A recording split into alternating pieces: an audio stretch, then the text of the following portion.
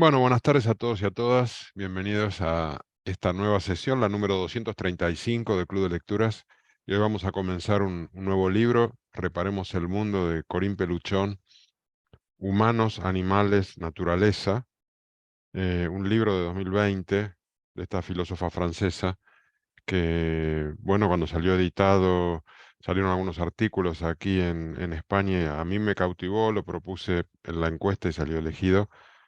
Y hoy vamos a tratar de recorrer la primera mitad, ¿no? Que son tres apartados: la causa animal hoy, el proceso emancipatorio de la ilustración y los derechos de los animales, y la ética de la vulnerabilidad y la ética del cuidado, similitudes y diferencias. Entonces, bueno, antes de comenzar vamos a volver a decir dónde estábamos y el nombre, así nos vamos todos acordando, comenzando por Mónica. Hola, yo vivo en Alemania, en Schwäbisch Gmünd, y ya. Muy bien, gracias. Chantal.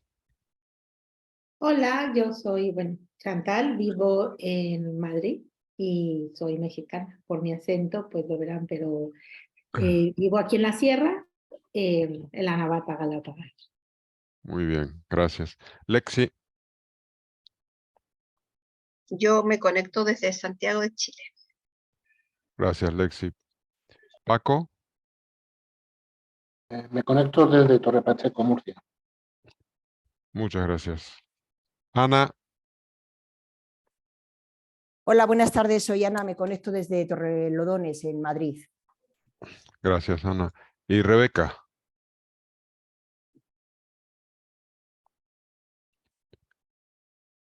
Creo que Rebeca tiene problemas con el micrófono. Por el chat ha comentado que tiene algún problema. Ah, bueno, vale, pues nada. Estás en Barcelona, ¿no? Salvo que te hayas movido. Perfecto. Bueno, vale, lo siento. Cualquier cosa escribe lo que quieras decir por el chat. No sé. Si no, prueba a volver a entrar y salir. En fin. Vamos a empezar entonces. Corinne Peluchón nació en el 67 en la región de Poitou-Charentes, que es como al medio y sobre el Atlántico. Es profesora, es filósofa francesa, profesora de filosofía en la Universidad de París Est, Marne-le-Val. Se graduó en el 97, luego defendió una tesis titulada La crítica de la ilustración moderna en Leo Strauss en 2003 y defendió una habilitación universitaria en filosofía titulada Bioética, Ecología y Filosofía Política, propuestas para un enriquecimiento de la filosofía del sujeto, y eso lo hizo en 2010. Fue nombrada profesora de filosofía en la Universidad de Franche-Comté, disculpen que no sé hablar francés, 2016, y se unió a la Universidad de París-Est Marne-le-Val, donde es miembro oficial del Laboratorio Interdisciplinario de Estudios Políticos de Hannah Arendt, o titular de nombre Hannah Arendt. Es asesora literaria de la editorial Alma y fue miembro del Consejo Científico de la Fundación Nicolás Hulot para la Naturaleza y el Hombre de 2017 a 2020. Sus campos de investigación son las cuestiones de ética aplicada, ética médica, la cuestión animal, la ecología política y la ética ambiental. Y fue invitada por la Comisión Parlamentaria para la Revisión de las Leyes de Bioética en enero de 2009. Bueno, el primer apartado el preámbulo. Y en la primera frase yo creo que ya Corinne Peluchón resume con rotundidad el objetivo del libro, porque dice: los textos aquí reunidos hablan de la transición ecológica, describen de qué modo podemos aprender a habitar la Tierra y a convivir, dejando atrás la lógica destructiva que conduce a la devastación del planeta y a una crisis social y política de gran magnitud. Estos textos surgen bajo un signo concreto: la reparación del mundo. Corinne Peluchón usa el término reparación por considerar que el mundo está deteriorado y ya no podemos apreciar su coherencia, dice. Todo está organizado en contra del sentido común y los seres están divididos entre sí y en su interior. Hola Rebeca, te voy a poner en mute. Vale. Denuncia que hemos montado un sistema contraproducente en el que la lógica que rige la producción, el consumo, el trabajo, los intercambios, las relaciones entre individuos es destructiva. Es necesario reintegrarnos en el mundo común superando nuestra individualidad, lo que incluye atender a las generaciones pasadas, el patrimonio natural y cultural heredado y la consideración de las generaciones futuras. Concluye subrayando que otro modelo de desarrollo es posible como alternativa al orden neoliberal imperante. Y dice, estos textos que crean enlaces entre la ecología, la justicia social, la causa animal, la democracia y los rasgos morales que importa adquirir para trabajar conjuntamente por la promoción de otro modelo de desarrollo, invitan a cada uno a tener esta actitud, a la vez modesta y responsable, que consiste en reparar el mundo y hacerlo con generosidad y consideración. Entonces yo aquí hago la primera pregunta. A la luz de este prólogo, ¿cómo definirías la ideología de Corinne Peluchon? Nos queda leer todo el libro, ¿no? Pero, y preguntaba también, ¿a qué partido crees que vota? Para animar un poco el debate, a ver qué os parece. ¿Podéis anticipar por dónde van sus ideas? ¿Nadie se anima? Me voy a animar yo. Bien. No puedo hablar mucho ni quiero porque apenas estoy empezando a leer el libro. Sí. Las 50 páginas que llevo leídas me han calado hondamente, entonces estoy realmente preocupada porque no sé qué va a pasar conmigo cuando termine la lectura. No sigo mucho la política francesa, sinceramente. Partido, no te puedo decir exactamente a qué partido sería, no sé, algún partido tipo verde, ecologista, no lo sé, o sea, ahí sí está, esa respuesta no te la puedo dar, pero sí, ¿cómo se llama? Lo que a mí me ha planteado desde que empecé a leer es, no siento que esté peleada con que dejemos de comer carne. No lo veo así. Necesito adentrarme más en el libro. Yo creo que se requeriría, porque yo lo pienso, ¿no? En todo este tiempo, todo lo que he leído, no la veo como tanto dejar de comer carne como obviamente cambiar nuestros hábitos, como dice ella, para poder reparar, ¿no? Y también me gusta mucho desde el punto de vista de los animales, y mira que a mí no me gustan las mascotas, no me gusta nada, pero sin embargo sí soy una defensora de la violencia, vamos, estoy en contra de la violencia hacia los animales, a las macrogranjas que hay, todo esto. O sea, yo sí he ido haciendo un ejercicio de cambio de hábitos. No soy muy carnívora, lo reconozco, pero no solamente estamos hablando de la carne, estamos hablando de los peces, o sea, de los animales vivos, ¿no? Entonces, la verdad, ahora mismo no podría opinar, Jorge, no podría opinar, pero pensaría, obviamente no es una mujer que está, por supuesto, con un partido ultraderechista, pues no, me considero que no. No puedo opinar en plan político porque digo que lo desconozco.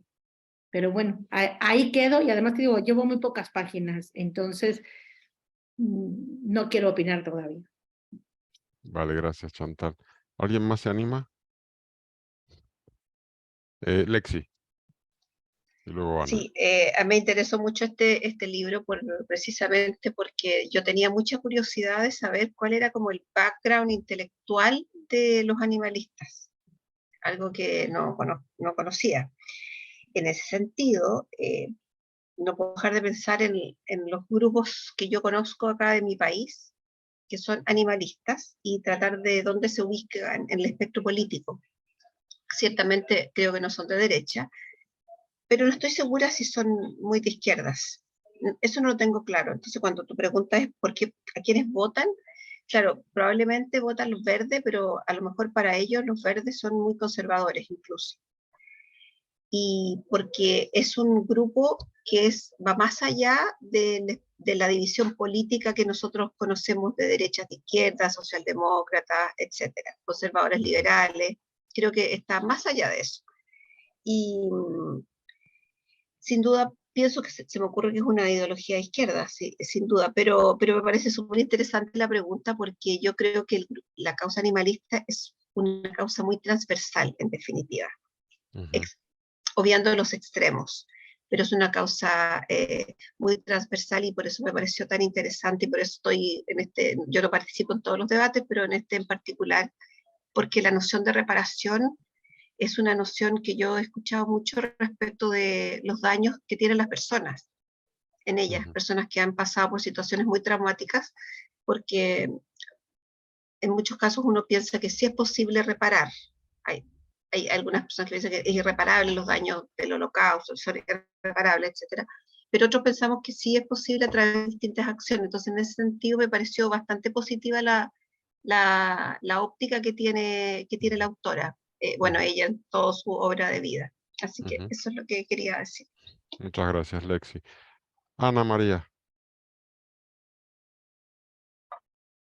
Sí, sí, hola. Mira, yo tampoco podría decir a qué partido vota Corín, pero yo lo que sí que creo que ella, bueno, luego lo va a desarrollar un poquito más, une la causa animalista con un cambio de modelo económico, ¿no? Entonces yo creo que ella apuesta por un modelo menos consumista, en donde además hay un apartado que dice que la causa de los animales es también la causa de la humanidad. Entonces yo creo que bueno, no necesariamente tiene que ser un partido verde, pero sí me imagino que su posición política está en una posición de no conservadurismo, sino de cambio de modelo político y modelo social. Gracias, Ana María. Bueno, pues si nadie más levanta la mano, voy a dar mi opinión. Yo estuve buscando también información. Creo que vota a Macron. Bueno, es lo que leí. Es decir, que tiene una posición relativamente centrada. Creo que es progresista. Se entiende en el libro, se deduce. Pero también es pragmática y también defiende de alguna manera aspectos de la economía liberal, aunque sea muy crítica del sistema neoliberal. Es decir, tiene como un punto de pragmatismo.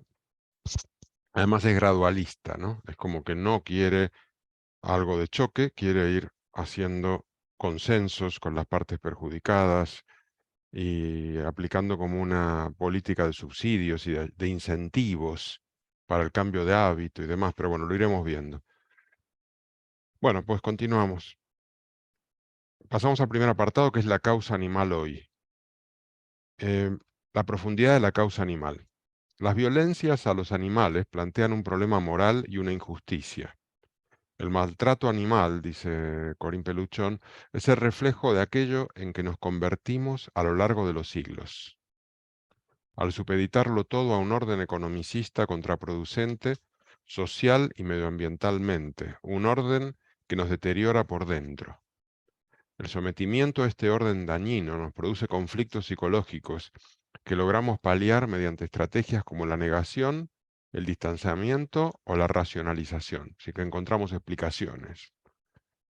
Peluchón nos pide que imaginemos cómo sería un Estado que tuviera en cuenta a los animales, y afirma, a partir de dicha reflexión, que la revisión de nuestra relación con los animales sería el factor clave para la construcción de un modelo verdaderamente sostenible y justo.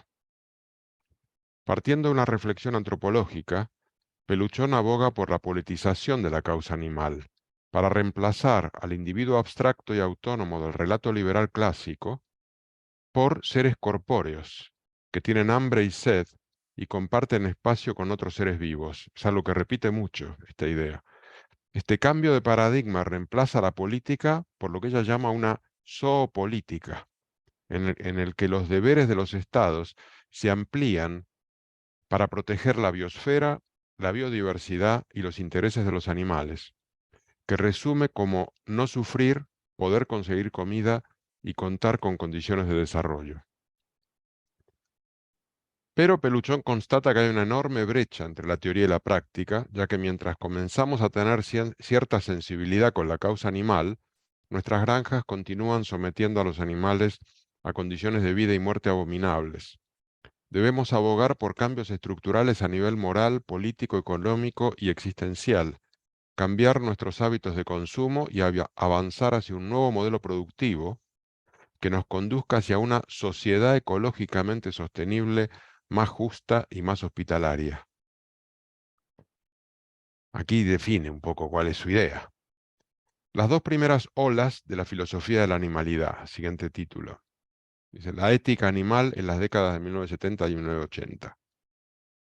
Peter Singer y Tom Regan fundaron la ética animal en los años 70 del siglo pasado, a partir de la crítica a la explotación animal y a los criterios especistas de la moral tradicional.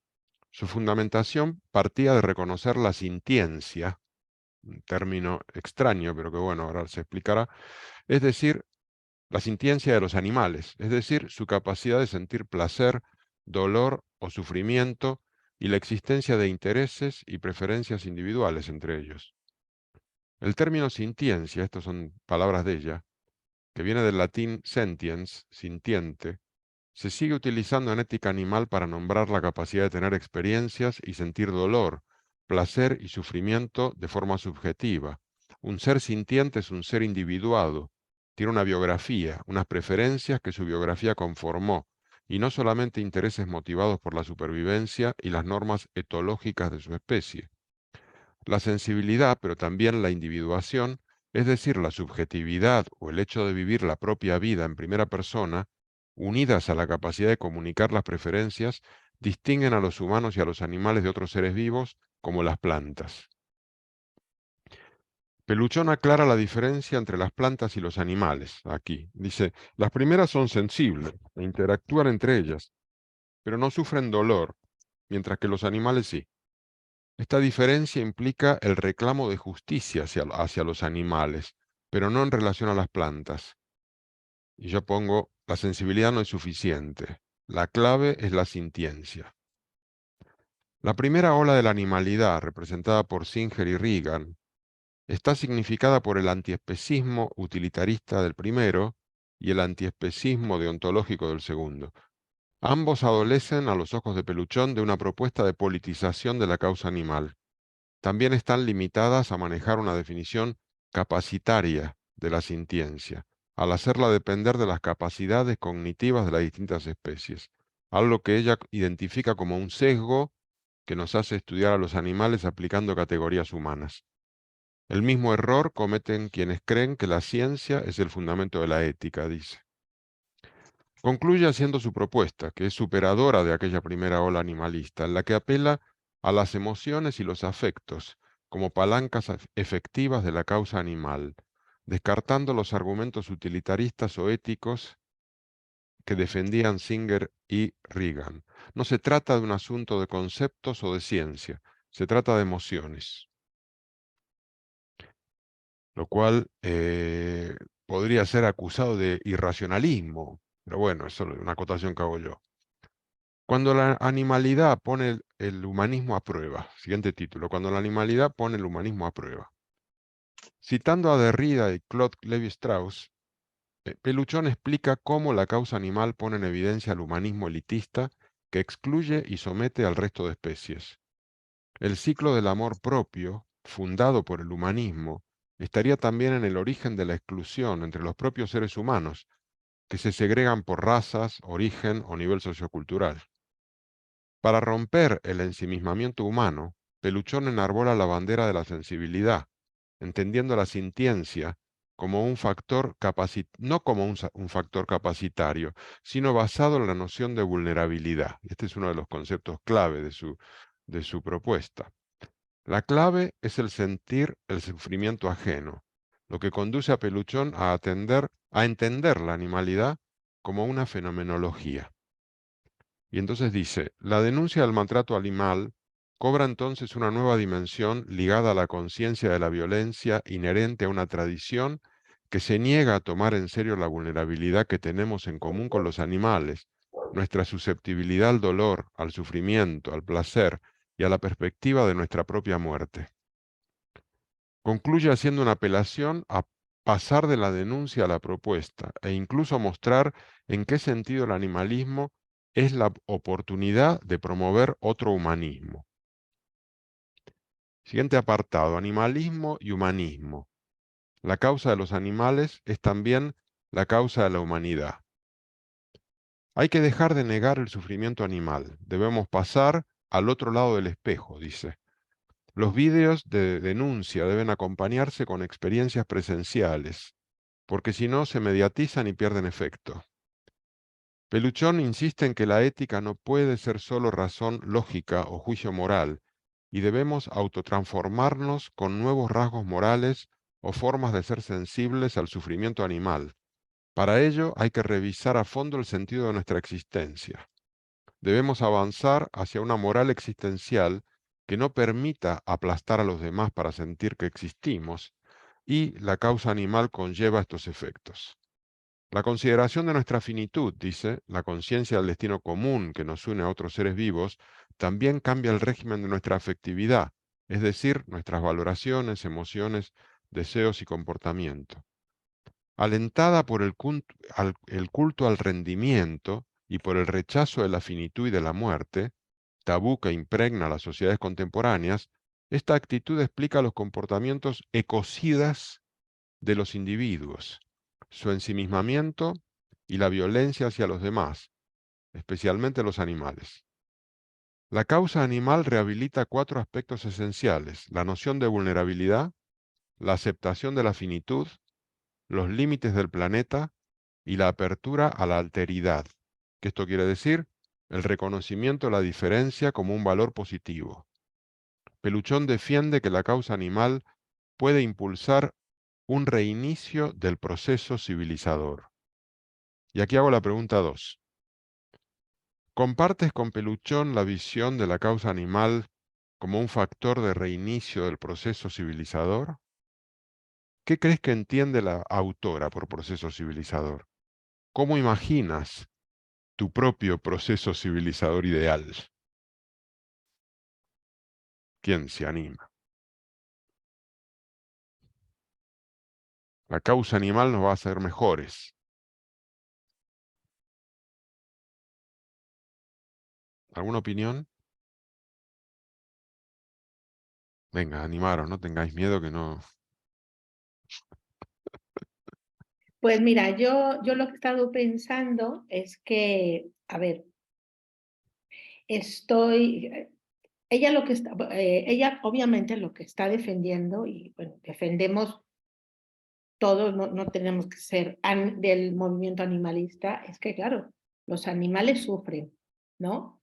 A mí obviamente siento que va a haber un mundo mejor, o sea, como sociedad, en la manera como civilicemos, ¿no? El tema del maltrato animal, ¿no? O sea, y ya no estoy hablando tema de toros o esto, me estoy hablando de ya temas de, pues, cómo los matan en las macrogranjas, ¿no? O cómo testados los animales para temas de cosmética, ¿no? Investigación.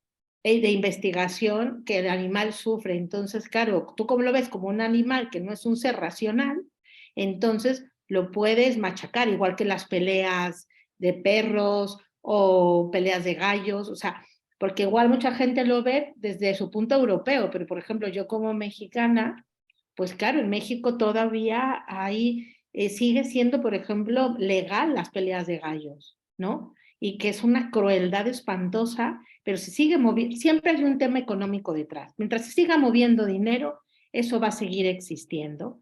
Pero como es un animal y no es un ser racional, que es lo mismo que proponían, ¿no? En lo que tú lo que mencionan, ¿no? En los años 70, ¿no? Como no es racional, entonces, vale, no hay que anestesiarlo, ¿no? Porque da igual que sufra. Siento que en la medida que eso, civilicemos, pero para civilizar también tenemos que cambiar hábitos. Y otra cosa que, por ejemplo, también dentro de esos hábitos me preocupa es humanizar a los animales, ¿no? Que es algo que a mí me tiene aterrada, ¿no? O sea, el tema de que hoy en día a las mascotas se les humanice y ya se vuelvan, ¿no? O sea, estamos yendo hacia extremos que también entonces dejas de ser civilizado en ese aspecto, ¿no? Porque entonces un animal, estás hablando de que no se le maltrate, pero también por otro lado ya lo estás convirtiendo en un igual a ti y tampoco es un igual. Entonces, esa es la parte que y luego lo que te digo, no sé hasta dónde vamos a llegar con el tema no creo que lleguemos a exterminar el consumo animal. Lo veo, no sé, no creo que ni yo ni otras generaciones, no sé, tendría que pensarlo y ver de aquí a unos años, volvernos a reunir, si la vida me deja Unos 100 años. en unos 100 años. Vale, perfecto. No, déjalo. No, me gustaría, por ejemplo, en 20 años, ¿no? Dejar pasar, no sé, en 20 años, cuando tenga 70, y pensar hacia dónde nos dirigimos. Sí, yo ahora yo mismo... mejor no digo cuánto voy a tener. Bueno, Chantal, te dejo. Ok, ya está. Gracias. Blanca Estela, ¿Qué tal? Hola a todos. ¿qué tal? Pues fíjense que yo la verdad es que con este tipo de lecturas me generan sentimientos encontrados. Yo ahorita estoy bastante triste porque pues envenenaron a mi gatito querido, entonces Okay.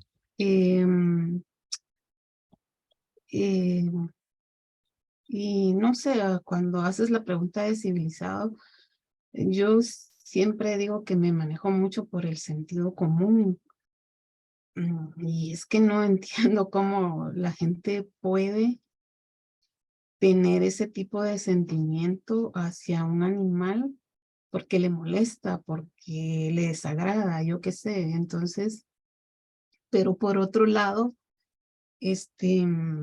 pues yo consumo carne, como carne. Entonces, por eso les digo que es así como un poco sin caer en el moralismo. Yo sé que de alguna u otra forma el hecho de que haya lugares en donde crían animales para el consumo, pues es para la sobrevivencia humana, pero es tan contradictorio que no sé, yo siento que como humanidad cada vez retrocedemos más. Y entiendo un poco lo que dice Chantal en el sentido de llegar a ese extremo de querer, no sé, igualar a una mascota, pero es que muchas veces ellos con su afecto y su cariño son más genuinos que un ser humano. Entonces, justo hace unos 3 días antes de que pasara lo que me pasó con mi gatito, a 200 kilómetros de Guatemala, un lugar una panadería muy reconocida, que los dueños andaban por las calles envenenando a los perros y se hizo una trifulca, la gente estaba indignadísima. Y entonces acá viene también la pregunta de que cuando suceden cosas terribles como asesinatos de mujeres, niños con desnutrición, entonces vienen preguntas como ¿por qué no actuamos de la misma manera como lo hacemos, por ejemplo, con estos perros que mataron, ¿verdad? Entonces, no lo sé, Jorge, creo que es difícil responder tu pregunta. Gracias, Blanca Estela. Bueno, me doy la palabra porque quiero comentar una cosa que la puse en el resumen en algún sitio. Nosotros hace 2, 3 años leímos este libro, Tres utopías contemporáneas de Francis Wolff, que es un filósofo francés contemporáneo. Este libro es del 2019, es decir, un año antes que el libro de Corinne Peluchón. Y este libro tiene 3 capítulos. El primero es el poshumanismo, que lo califica como una utopía, ¿no? Esta especie de transformación del ser humano a partir de la tecnología, que lo va a resolver todo, que vamos a vencer la muerte. El segundo capítulo, y lo hace como la utopía antagónica al transhumanismo, es la utopía animalista, que pretende igualar a animales y humanos y pretende aplicar a los animales criterios éticos que solo son viables entre iguales. Por tanto, lo que él dice es que el animalismo es una forma de ultrahumanismo, digamos, ya no es antropocentrismo, ya es el antropocentrismo llevado al tope, y que también tiene que ver con el divorcio que hemos tenido las últimas generaciones de la vida natural, que nos hemos artificializado a tope, cuando un par de generaciones anteriores tenían contacto permanente con los animales, con la granja, con la naturaleza, con esa vida integrada entre animales y personas. Ahora no. Ahora los únicos animales que interactúan con nosotros son las mascotas, que son especies absolutamente aclimatadas al ser humano y que en la naturaleza no podrían sobrevivir, pero que se han artificializado a tope por causa nuestra, que a su vez generan relaciones de afecto con nosotros, con lo cual estamos muy enganchados con ellas, dependen de nosotros, no las podemos dejar porque mueren, pero no tenemos ninguna relación con los animales, no voy a decir verdaderos, pero los tradicionales, digamos. Ni los domésticos, ni los de granja, ni los salvajes, menos que menos. Entonces, tenemos una idealización de los animales, y el animalismo es una idealización de los animales, según él. Bueno, aquí la verdad que esto luego, si buscáis, yo puse el link en el resumen de lo que fue, el resumen que hice de este libro, que es fantástico también. Y tengo que decir que cuando leí a Francis Wolff, quedé encantado, me convenció. Pero soy tan contradictorio que ahora que leí a Corín Pelunchón, me convenció. Entonces ya no sé cómo calificarme. Probablemente como una especie de veleta me van llevando para un sitio o para el otro. Bueno, si no hay más comentarios, sigo.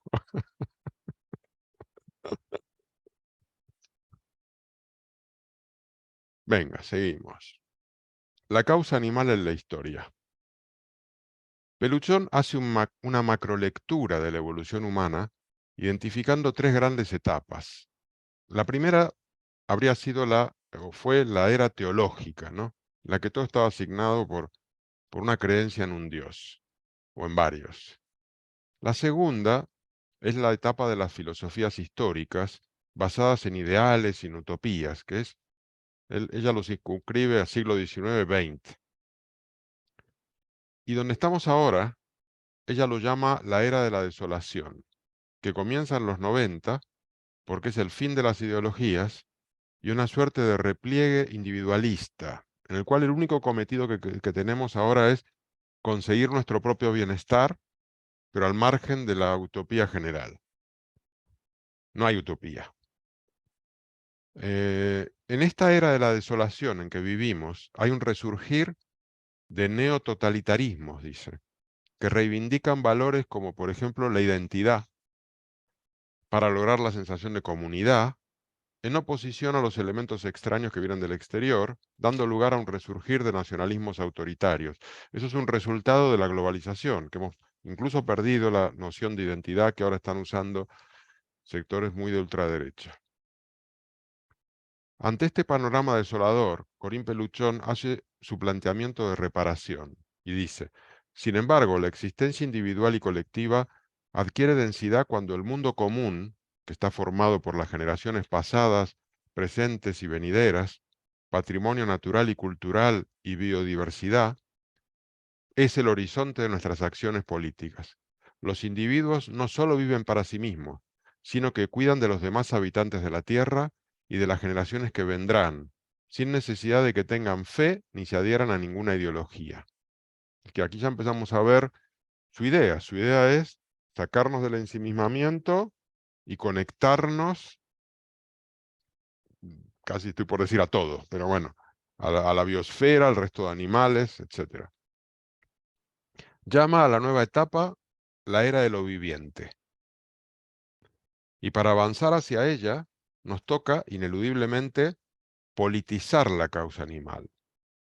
¿Qué es politizar? Es llevarlo a la ley, llevarlo a la acción política. Entonces, bueno, ahí viene el apartado. La politización de la causa animal. La tercera ola de la filosofía de la animalidad. Tengo que confesar que no encontré la segunda ola. Bueno, pasamos de la primera a la tercera. No sé muy bien si las dos primeras son la de Singer y el otro.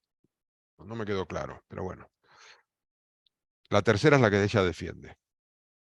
La politización de la causa animal constituiría la tercera ola de la causa animal. En este proceso, la senciencia sigue siendo la fuente de los derechos animales, pero ahora ya no son pacientes morales que están como indefensos ahí, que tiene que venir un cuidador, sino que son seres competentes. En el nuevo modelo, los animales pasan a ser sujetos, un concepto que define como agendividad, miembros de una sociedad no especista. La causa animal debe implementarse gradualmente y de un modo pragmático, dice, estableciendo consensos y fases de transición para aquellos colectivos cuya supervivencia está ligada a la explotación animal. ¿Cómo pensar una zoopolítica? Peluchón analiza la aportación de dos australianos, Sue Donaldson y Will Kymlicka, autores del libro Zoopolis, una teoría integral de los derechos de los animales. En él defienden la necesidad de ir más allá de la protección de los derechos negativos de los animales, planteando en el caso de los animales salvajes la necesidad de dejarlos libres y de no dañar ni limitar su ambiente. El objetivo de estos autores es que reconozcamos los derechos de los animales, que fijemos las reglas de convivencia y que tengamos en cuenta sus intereses. Ese reconocimiento de una sociedad mixta de múltiples especies da lugar al concepto de zoopolítica. Peluchón acepta situaciones excepcionales en las que haya que matar a un animal, por ejemplo, actuando en legítima defensa, o en el caso de tribus que no tienen otro medio de subsistencia. Pero su mensaje general es abandonar la producción y consumo de productos animales, en línea con Donaldson y Kymlicka. Estos distinguen tres categorías de animales: los domésticos, los salvajes y los liminares, y hacen distinciones entre ellos según sus necesidades. Tengo que decir que yo tuve una buena experiencia con los liminares cuando entraron ratas a nuestra casa. No quedé satisfecho. Tendría que decirle a Peluchón. Y las maté a todas. Seguramente debería ser condenado ante la nueva Constitución.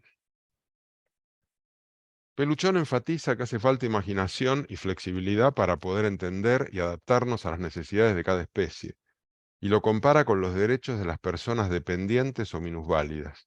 La autonomía no es un concepto on-off, que es decir, tengo autonomía o no tengo autonomía, sino más bien una variable con infinidad de grados. Es decir, todos los seres tienen algún grado de autonomía. Y a partir de este punto, donde Peluchón marca diferencias con los autores australianos, mientras estos se quedan en la consideración de los animales como pacientes morales, es decir, que tienen que ser atendidos, ella defiende su condición de sujetos políticos. Esa es la politización de la causa animal que propugna Peluchón, la tercera ola, para arribar a una verdadera zoópolis. Para lograr este cometido hace falta una filosofía política que integre los intereses animales y humanos, construyendo consensos o desacuerdos razonables, dice, y una economía que progresivamente vaya reduciendo la matanza de animales. Peluchón propone renovar el contrato social partiendo de una fenomenología de la corporeidad, que tenga en cuenta la vulnerabilidad y las necesidades de cada sujeto. Hay que desmontar el agente moral antropocéntrico, apuntando a una ecofenomenología, una nueva descripción integral de nuestro habitar en la Tierra. Aboga por la consagración de los nuevos deberes humanos en la propia Constitución. Estrategias políticas y perspectivas de futuro. Corto y largo plazo, radicalidad y pragmatismo. Debemos superar la oposición entre asistencialismo, también lo llaman welfarismo, y abolicionismo, entre los partidarios de una simple mejora de las condiciones de vida y de muerte de los animales y los que desean acabar de vez de una vez con su explotación. En este sentido, Peluchón defiende una vía media basada en el gradualismo y la cintura política. Así como tenemos que ir viendo los colectivos afectados y llegando a acuerdos. Será imposible abolir la explotación animal si no hay una mayoría antiespecista, dice. Para lograrlo, cree necesaria una política de incentivos al cambio. El fin del cautiverio de animales salvajes, en particular en circos y delfinarios, la eliminación de la industria de las pieles, la caza con sabuesos, las corridas de toros y el foie gras pueden formar parte de un programa político proactivo y generoso, ayudando a los humanos cuya actividad implica la explotación de otros animales a encontrar su lugar en un mundo más justo para unos y otros. Y aquí hace como una especie de esbozo de programa político prácticamente para reorientar la economía.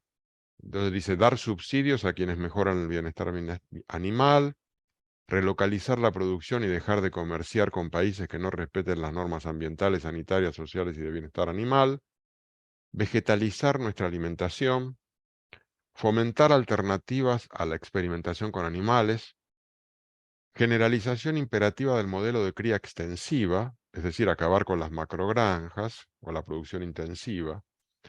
Este punto implica frenar la radicalización de la cría intensiva, también impulsada por los países emergentes, que ese es un punto hiperconflictivo. Ahora vamos a ir a decir a los países emergentes que no, ahora no van a poder. Imponer un sistema de etiquetado y trazabilidad que indiquen las condiciones de crianza y sacrificio de los animales y sensibilizar desde la infancia hacia la causa animal, ¿no? Como una especie de programa educativo. Algunas personas no solo se ganan la vida con la explotación animal, sino que además su identidad está asociada a actividades que implican la dominación sobre los animales, como es el caso de los artistas circenses, los cazadores y los toreros.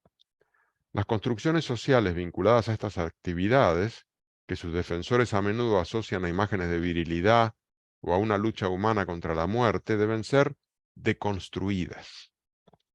Sin embargo, esta tarea de deconstrucción implica que entendamos el significado que tienen estas actividades para los cazadores y toreros, los que invirtieron en la caza y en la tauromaquia.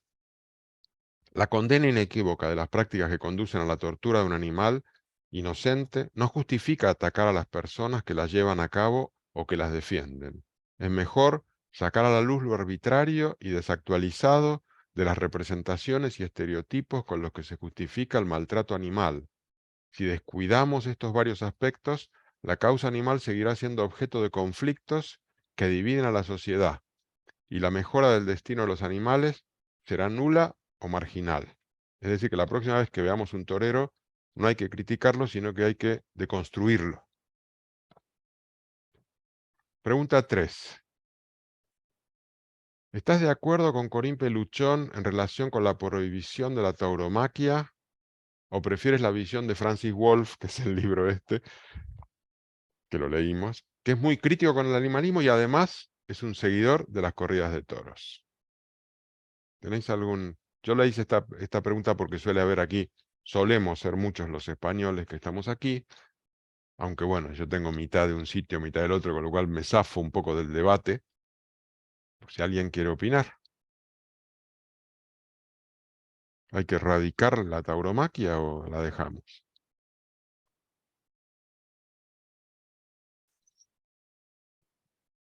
Blanca Estela. Imagínate quién soy yo para decir que sí. O sea, yo desde mi espacio digo que sí, me parece cruelísimo, muy cruel, o sea, es terrible, pero está tan impregnado en el imaginario, en las tradiciones, yo qué sé, no sé cómo llamarlo. Solo con ver la escena en la película Hable con ella, me recuerdo cuando la actriz está así como, y es herida por un toro, entonces eso es ficción pues, pero no me puedo imaginar cómo será en la vida real.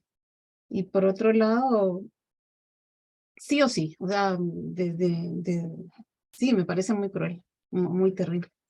Y por otro lado, es que ella dice los animales como objetos de show, de exhibición y qué sé yo.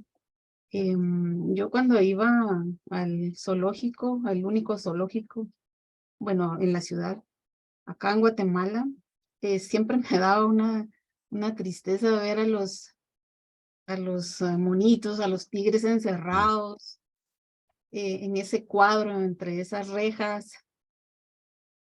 Pero años después entendí también, el zoológico los cuida muy bien, al menos aquí en la ciudad los miman, los cuidan muy bien, y entendí que al final el peor depredador es el hombre, pues, porque si los están cazando, los matan con el único fin de mostrarlos como trofeos. Ujú. Entonces, creo que están mejor en un zoológico, aunque no debería de ser así. Gracias, Blanca Estela. Paco, habías levantado la mano y la bajaste. No sé si te arrepentí. Ah, se fue. Bueno, esto ya más grave todavía. Ah, no, ahí estás. Bien. Paco y bueno, Mónica también has levantado, pero bueno, Paco. Sí, sí, me había arrepentido, pero cojo, Bravo. cojo el guante. No, coges el toro por los Eh, cuernos. sí, nunca mejor dicho. No, yo la postura de Pelluchón me parece muy inteligente, porque ella hace un planteamiento, dice, no vamos a prohibir a la gente que coma carne, ¿no? Yo soy vegana, pero no voy a obligar a los demás que lo sean, ¿no? Y con los toros hace algo parecido, ¿no? Ella plantea bueno, que no hay que ir tanto a los síntomas como a las causas, ¿no? Es decir, lo que hay que conseguir es que la cobertura social que hay, de tanta gente que apoya esa tradición, pues vaya desapareciendo. Y cuando esto desaparezca, pues por lógica caerá la propia práctica taurina, ¿no? Me parece una postura inteligente porque esto solamente puede salir adelante si no es un enfrentamiento entre un grupo contra una tradición, sino que tiene que ser algo transversal, ¿no? Y que tiene que alcanzar a todas las posiciones políticas y a todas las sensibilidades políticas, ¿no?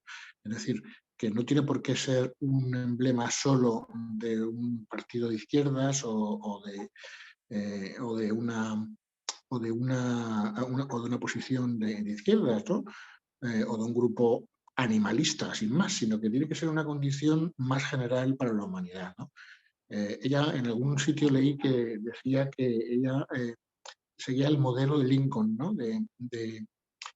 Con la esclavitud, ¿no? Es decir, ver claro que no se tenía que tratar como un aspecto de que un grupo de personas piensan que debe desaparecer esto, sino que debía ser algo más general, ¿no? Y cuando eso se consiga, entonces caerá por su propio peso. Pues yo creo que en ese sentido la postura con la tauromaquia me parece muy, muy inteligente porque puede ser muy eficaz. Por ejemplo, ella sostiene la idea esa de prohibir que los menores vayan a los toros. Si los menores no van a los toros, ahí se va a cortar el cordón umbilical. No va a haber una transferencia de una generación a otra. Y por lo tanto dejarán de existir, pero no porque se imponga que no puedan existir, sino porque la sensibilidad habrá cambiado. Interesante, Paco. Muchas gracias. Mónica. Bueno, yo estoy de acuerdo con ella. Yo sí pienso que es importante como que haya una erradicación digamos, de la explotación animal, porque, pues, no, o sea, los animales, como ella lo mencionaba, son seres sintientes, es decir, sienten, no piensan, sino sienten, sienten dolor, y eso lo podemos evidenciar, digamos, por medio de sus lágrimas y entre otras cosas. Y nosotros como seres humanos, por ser personas racionales, nosotros somos los responsables de que esa matanza hacia los animales, digamos, no sea tan cruel, ¿sí? Entonces sí estaría de acuerdo con ella en que se pueda erradicar lo que le podría hacer daños a esos animales. Sin embargo, también estoy muy de acuerdo en relación que eso debe ser de manera progresiva, ¿sí? Porque no podemos erradicar de un momento a otro que ahora nosotros dejemos de consumir carne, donde eso venimos de generación en generación consumiéndolo, y donde es, digamos, en Latinoamérica nosotros, pues nuestra economía se basa en el consumo de la ganadería. Entonces de un momento a otro nosotros no podemos decir vamos a dejar de consumir carne, cuando nosotros, bueno, yo vengo de Colombia y en Colombia la ganadería es el segundo puesto en la economía de nuestro país, entonces no lo podemos erradicar de manera o sea, rápidamente, pero sí podemos hacer en que no sea un sufrimiento tan fuerte a esos seres que nosotros vamos a consumir más adelante. Entonces, en relación a eso, sí estoy de acuerdo que radicalmente y progresivamente podemos hacer cambios entre nosotros mismos y culturalmente para que a esos animales no se les haga tanto daño.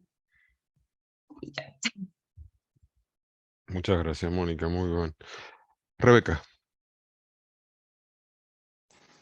Hola, ¿me escucha? Sí, perfectamente. Ah, perfecto. Pues buenas tardes a todos. Buenas tardes.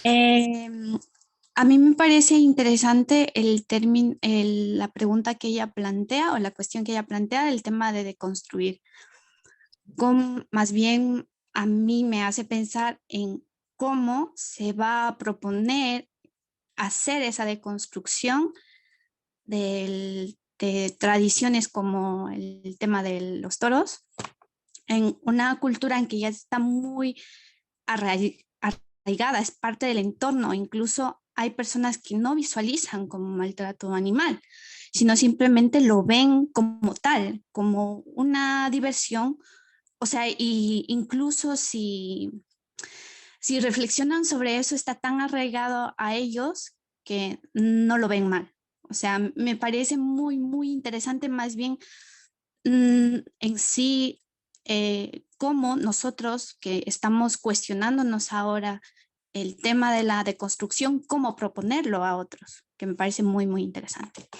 Y otra de las cosas también muy interesantes que al menos yo la interpreto así a Corín, es un tema de equilibrio. No solo se cuestiona el consumo animal y nos invita a ser, pues a comer, a ser un poco más vegetarianos, por decirlo así, sino yo más veo que más entiendo como un equilibrio. También tenemos que ser conscientes, bueno, al menos las estadísticas lo dicen. Por ejemplo, la ganadería aviar y porcina es responsable de al menos lo leí hace poco, de un 30% de metano y de otros gases que provocan un efecto invernadero y que son responsables del calentamiento global. Entonces, más bien hay que cuestionarse qué tan favorable o qué tan desfavorable es, por ejemplo, que la gente deje de consumir carne. ¿Cuál es esa porción de las personas que, o mejor dicho, cuánto deberíamos dejar de consumir? ¿Cuánto? Carne de pues porcina, aviar o pescado en sí, claro, de todo tipo de carne. O sea, ¿cuánto en este ciclo de equilibrio ambiental y del planeta en general se tiene que dejar de consumir y cuánto no? O sea, también es un tema interesante ahí que como que lo apertura en el tema de equilibrio. Ya más bien en la cuestión política, pues también me parece muy, muy interesante que también se tome el tema de la posición política, porque son muchas las posiciones que se pueden debatir en este punto, pero que también nos llevan mucho a la reflexión, más que todo. Más bien no voy a entrar en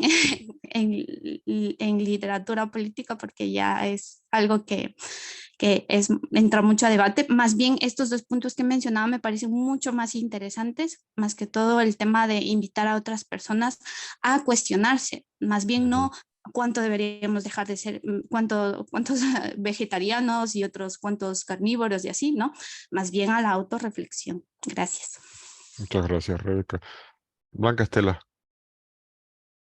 Sí, algo cortito, y es que me parece buen punto el de Rebeca, y es que yo siempre, al leer este tipo de libros o de literatura, siempre digo, a lo largo de la historia siempre ha habido alguien que te da pautas, que te da opciones de cómo conducirte, pero justamente como son tan transgresores, entonces, pues no, o sea, lo pasan por alto los que gobiernan un país o los que tienen acceso a poder hacer el cambio. Vean a una Greta que está luchando, peleando, alzando la voz, pues, pero no, o sea, hay tanta oposición, ay, no sé la palabra, no sé, volteamos la mirada y no hacemos nada. Yo cuando veo La princesa Mononoke, yo no sé si la han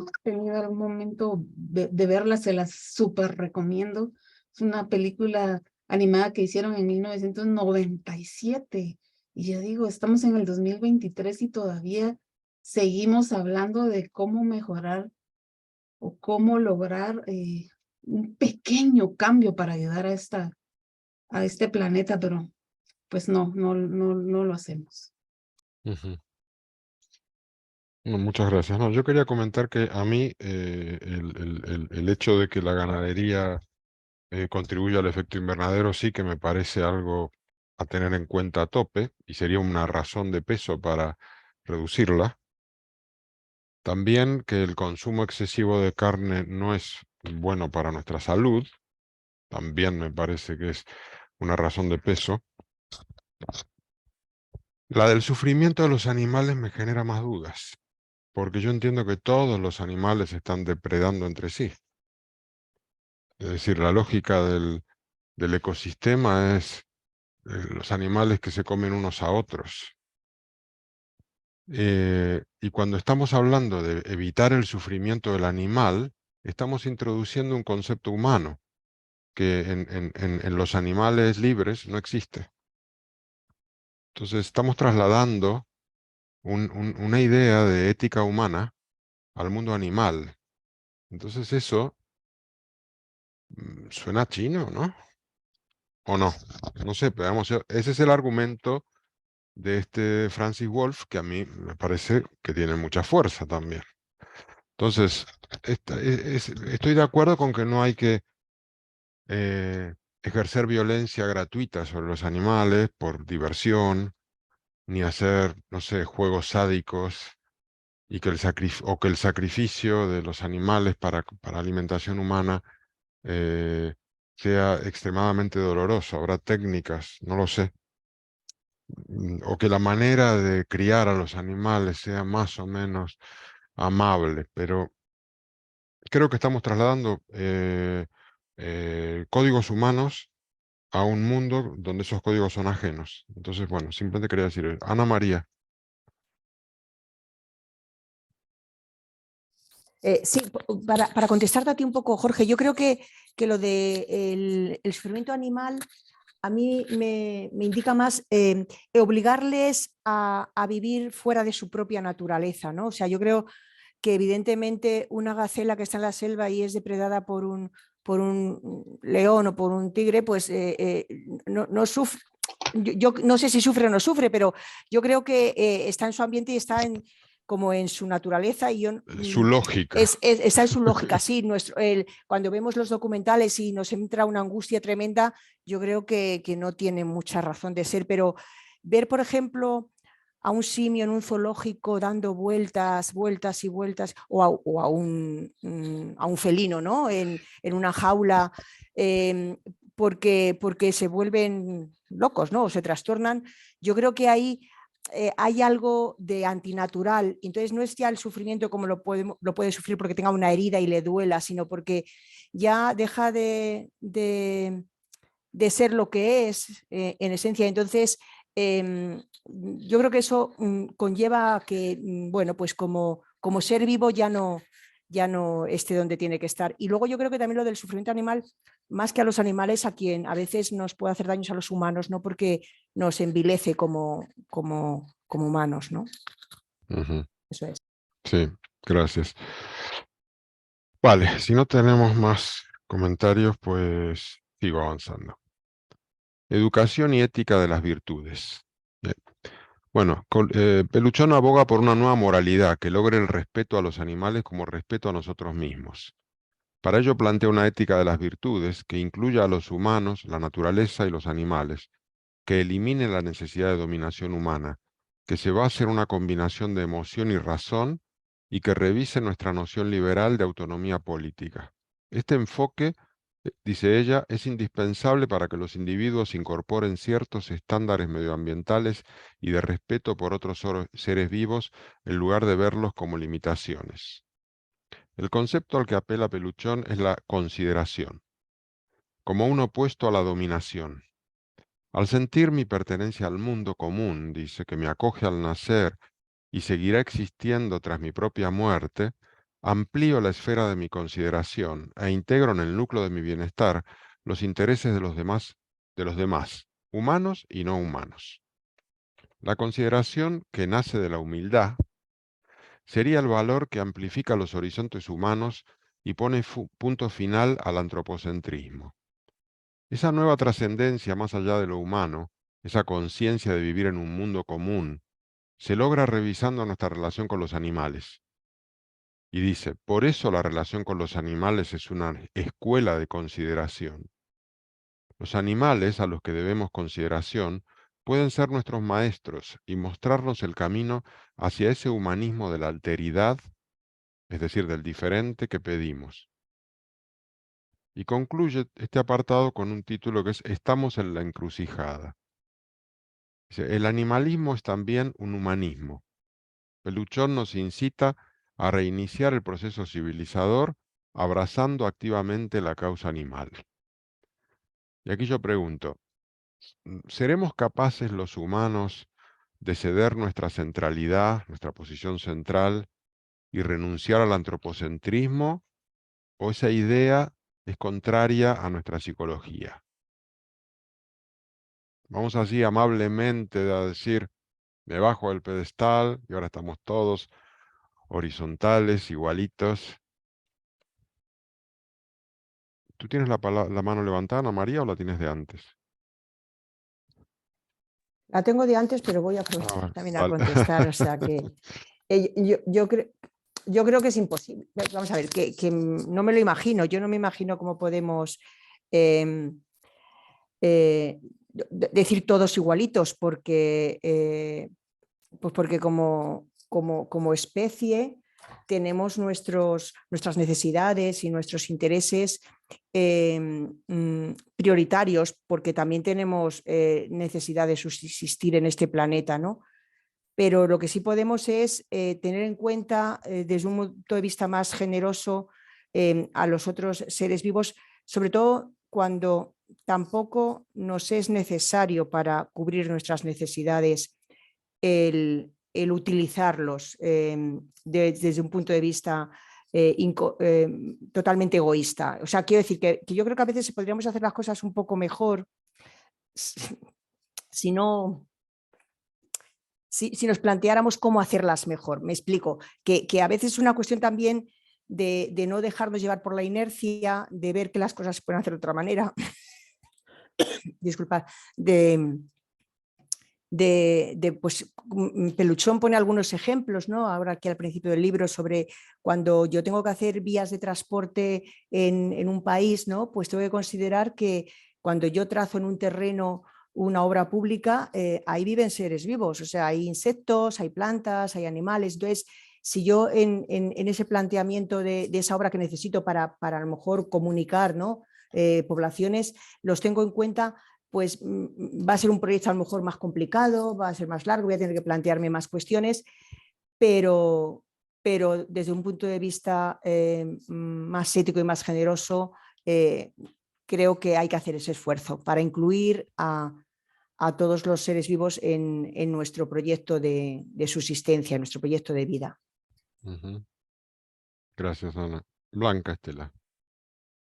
Siento que mi optimismo sea pésimo. No, ya lo decía Ana en su diario, Ana Frank en su diario, tendríamos que volver a nacer como humanidad para que esto cambie. Gracias, Blanca. Chantal.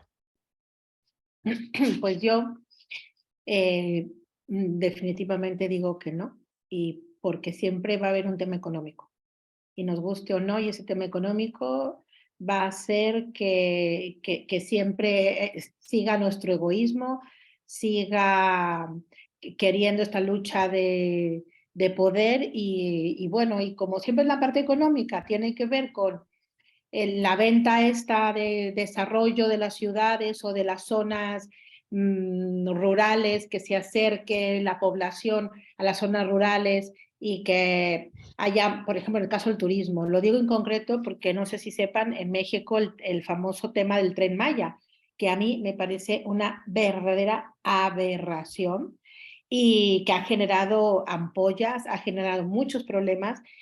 Me extraña, bueno, por un lado, no sé, me extraña mucho que siendo López Obrador de izquierda, ¿no? Un gobierno que está más centrado, o sea, entiendo la posición que es acercar a las poblaciones con el tren, ¿no? Pero no, es un tema es un tema de turismo, y lo que van a hacer es destrozar la selva, y además es que hay estudios que están comprobando. Entonces, para mí ese ejemplo es el que me está resolviendo tu pregunta. O sea, fíjate, no mientras haya un factor económico detrás. Ujú. Gracias. Gracias. Lexi. Sí, a ver, varias cosas. La primera es que a mí lo que me gusta de esta autora es que la encuentro que, bueno, es lo que tú decías, Jorge, de alguna manera ella es súper pragmática, porque ella lo que está buscando es de qué manera puede influir en la creación de políticas públicas que incluyan estos elementos, porque eso es lo más difícil, eso es lo más difícil. Nosotros tuvimos la experiencia el año pasado de una convención constitucional que fue un fracaso y fue muy terrible para todos, para nuestro país en general. Uno trata ahora de verlo como una experiencia de aprendizaje, porque vamos a empezar un nuevo proceso. Ujú. No nos quedamos tranquilos y por lo tanto, pero en ese momento, en esa convención, uno de los elementos que fue considerado bastante vanguardista o hasta loco por algunas personas, era la aproximación que tenía hacia la causa animal, y en particular el concebir a los animales como seres sintientes, que es lo que es como la premisa de este libro. Entonces, por eso a mí me interesó mucho. Y en ese sentido, hay dos cosas que quería decir. Lo primero es que yo creo que es una temática, una causa que es muy propia de la gente más joven, al menos más joven que yo. Ellos tienen una conciencia que para mi generación es más difícil. Pero por otro lado, esta autora no es una niña muy joven, ella es bastante grande, digamos, y por lo tanto eso yo sí le asigno un valor, y por lo tanto me parece súper serio, como me parece que hay que tomarla en serio. Yo creo que hay elementos que ella plantea en el listado que estaba en la pregunta anterior, que sobre todo se referían a las normas de bienestar animal. Las normas de bienestar animal nosotros las hemos estado incorporando, pero porque tenemos un acuerdo con Europa. Y ha sido Europa precisamente quienes nos han llamado, de alguna manera nos han dicho, bueno, ustedes quieren comerciar con nosotros, entonces tienen que producir la carne de acuerdo a ciertas normas, tiene que haber trazabilidad, los animales tienen que sufrir lo menos posible, etc. Entonces yo creo que en ese sentido, esta causa animal a la que yo adscribo, sin duda, me parece bien, requiere como una aproximación muy madura y muy seria en ese sentido. Yo creo que ahí Corinne Peluchon lo hace bien. Hay, hay materias del libro que a mí me quedan medias cojas, que no las entiendo muy bien. Esto de que son seres competentes los animales, lo que tú también señalabas, Jorge, que había una de las 3 etapas, la segunda no quedaba muy claro cuál era, porque pasaba como Ujú. de los animales al servicio de los humanos y luego a que los animales eran como igual que nosotros. Entonces, pero eso a lo mejor hay que estudiar más la obra completa de la autora, pero yo sí creo que tiene mucho sentido. Ahora, las medidas como las medidas extremas, como prohibir la tauromaquia, etcétera, a mí me parece, o sea, yo estoy en contra de la tauromaquia, pero en mi país no existe, entonces es un no problema para nosotros como política pública, Ujú. pero hay que entender que para otros países la gradualidad es fundamental y sobre todo la persuasión que haya de la ciudadanía, porque si la política pública no está enraizada, no va a resultar. Entonces en eso creo que Corinne Peluchón tiene como tiene un aspecto positivo. Me parece seria en eso. Eso es lo que yo quería señalar. Muchas gracias, Lexi, muy interesante. Yo también le doy mucho mérito al trabajo que ella hace porque está intentando postular un relato alternativo, un relato que nos pueda enganchar para justificar un cambio de modelo. Y tiene como varias frentes ese nuevo relato. El que menos me engancha y me cuesta más es el puramente animalista. Eso lo confieso yo, digamos. Sin embargo, digamos, la cuestión de la transición ecológica, donde se inscribe el animalismo, pues lo veo clarísimo y veo necesario un nuevo relato. Entonces, si el animalismo contribuye a que cambiemos el chip para afrontar con más posibilidad de éxito el colapso climático que estamos haciendo, pues bienvenido.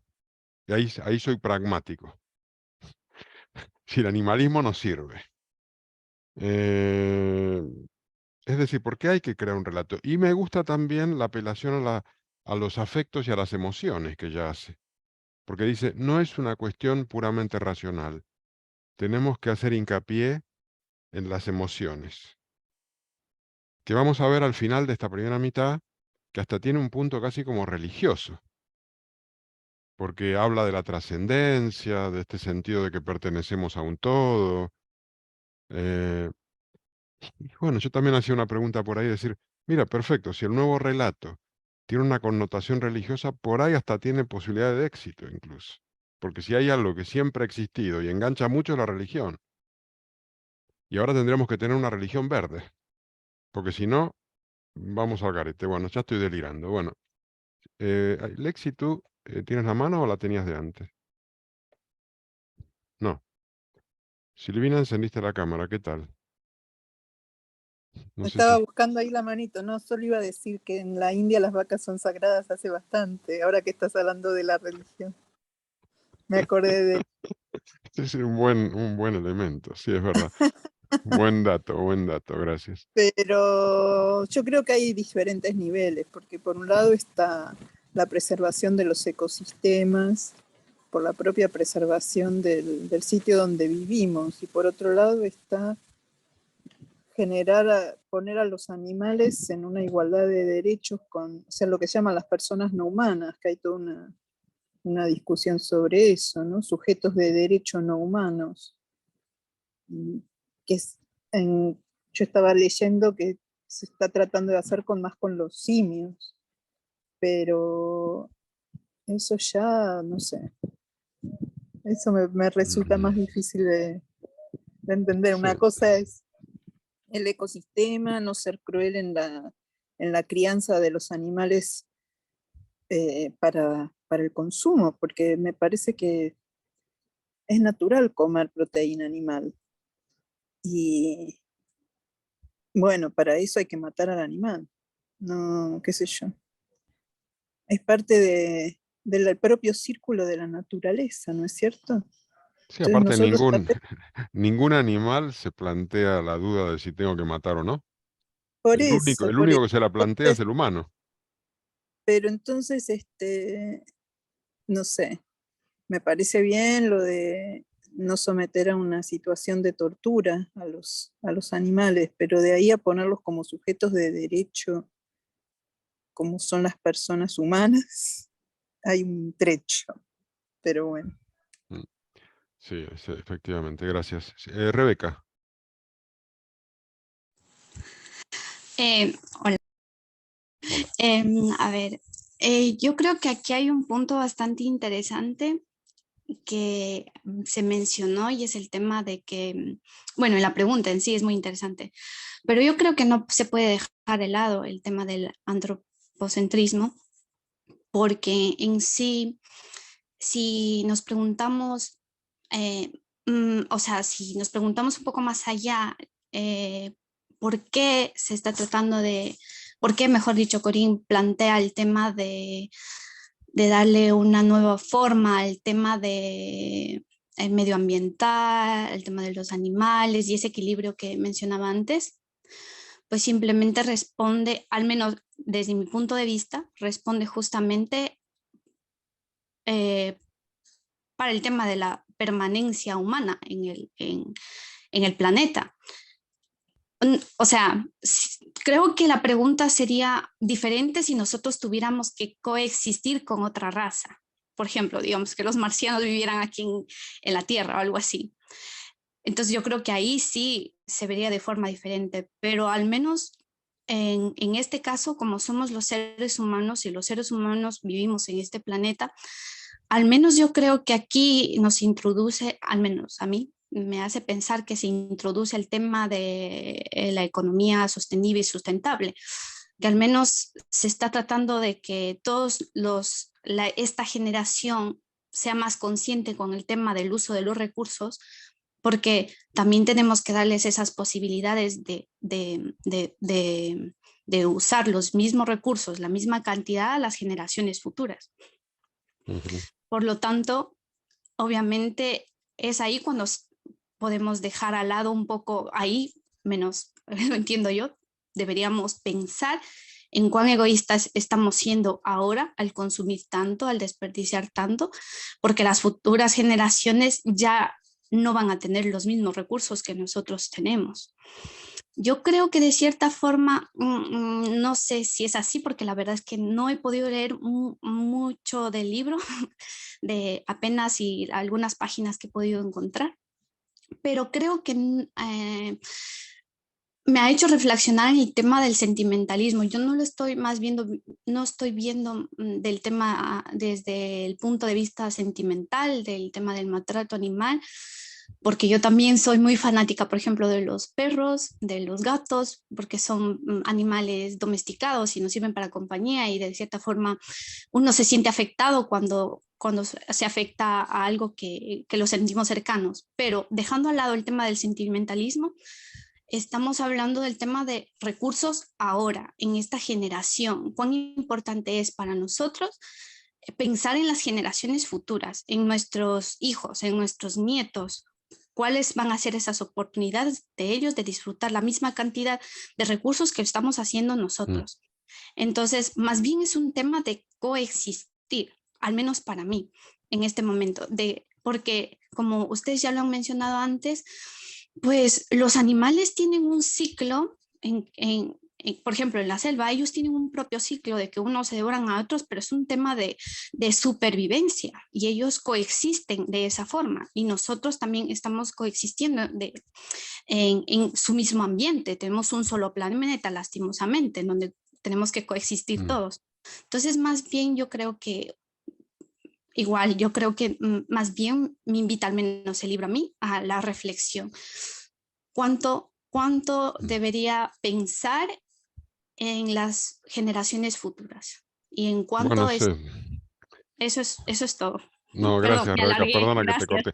No, que lo habla ella, lo menciona varias veces, ¿no? De que tenemos que pensar en las generaciones anteriores, las futuras, la biosfera, es como una especie de todo a nivel espacial y a nivel temporal. Yo quería Sí, decir que la única especie que se ha desarrollado de manera,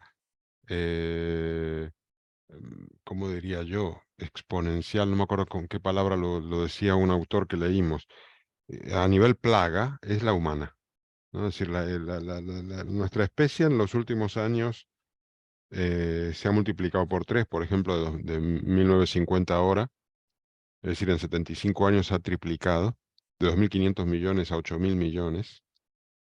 Es un crecimiento absolutamente absurdo. porque, digamos, es la única especie que ha conseguido resolver el problema de las enfermedades, de alargar la vida, digamos. Es como que hemos logrado un cambio en la naturaleza y entonces nos hemos convertido en una plaga. Entonces, cuando decimos que hay que encontrar un equilibrio, lo primero que habría que plantearse es, oye, perdona, pero tú que eres una plaga, ¿me vas a venir a hablar de equilibrio? Le diría, "Mm". En fin, lo dejo ahí. Sigo leyendo, ¿vale? Ahora vamos a leer un tramo pelín largo, voy a tratar de leerlo rápido, y llegamos a la última pregunta, y con eso terminamos la primera mitad. El proceso emancipatorio de la Ilustración y los derechos de los animales.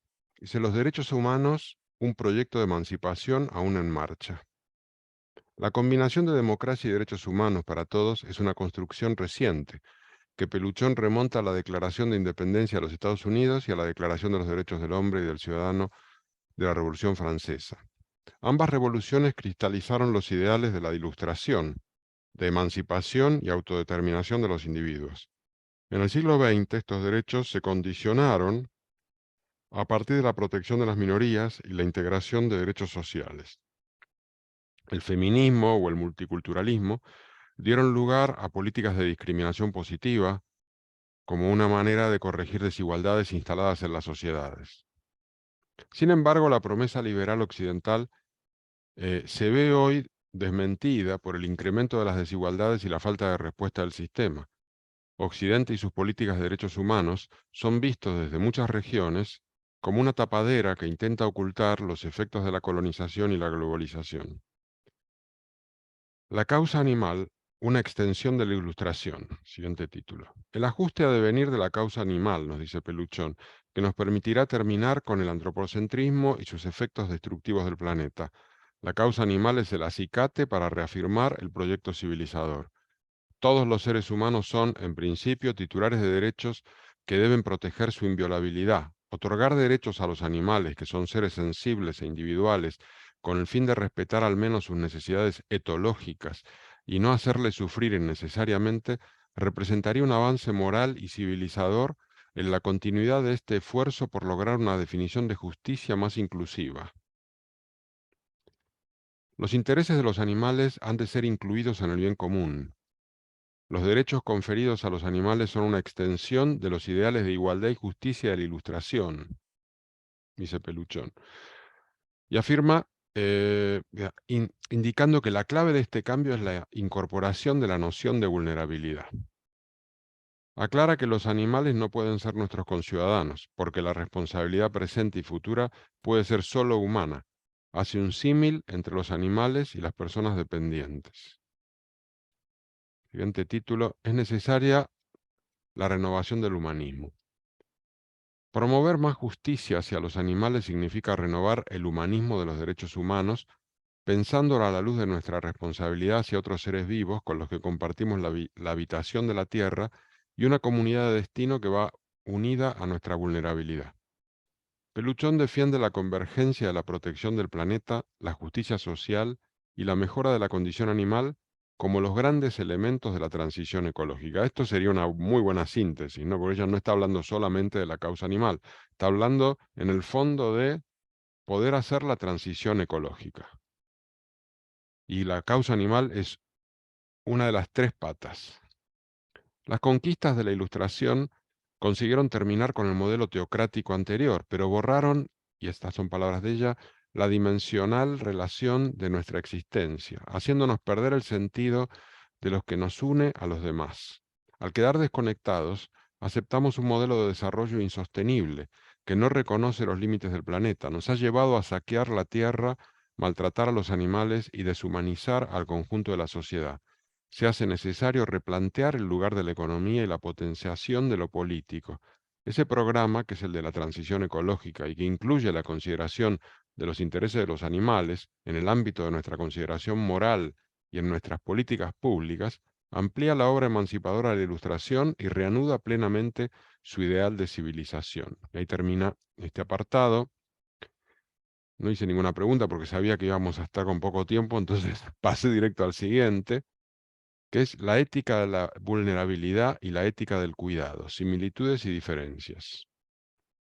Dos acercamientos que se parecen, pero que no son lo mismo. Subtítulo: Reconfigurar la autonomía a la luz de la vulnerabilidad. Peluchón hace referencia a dos libros propios, La autonomía quebrada, bioética y filosofía, de 2009, y Elementos para una ética de la vulnerabilidad, de 2022, que es hiper reciente, en los que trataba el tema de la ética del cuidado y la ética de la vulnerabilidad. Es justamente la vulnerabilidad el concepto que nos permite relativizar el libre albedrío, entendiendo al sujeto como un ser relacional y sobre el cual debemos revisar el contrato social. Particularismo versus universalismo. Peluchón analiza las diferencias entre cuidados y vulnerabilidad, cuestionando la ausencia de politización de la ética de los cuidados, que se queda anclada en el particularismo de los casos sin aspirar a una transformación de mayor alcance. Fuentes distintas que afectan al contenido de los conceptos, dos formas de pensar la dimensión relacional del sujeto. Cita aquí a Donald Winnicott como el autor de referencia de la ética del cuidado y lo contrapone a Levinas como defensor de la ética de la vulnerabilidad, autor al que ella adhiere.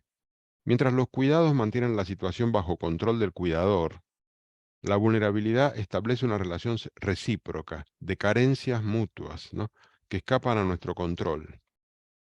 La ética de la vulnerabilidad vuelca nuestra subjetividad hacia el otro, requiriendo de empatía y capacidad de ponerse en el lugar de. El encuentro con el otro me sitúa en la ética, y ésta me revela mi no poder.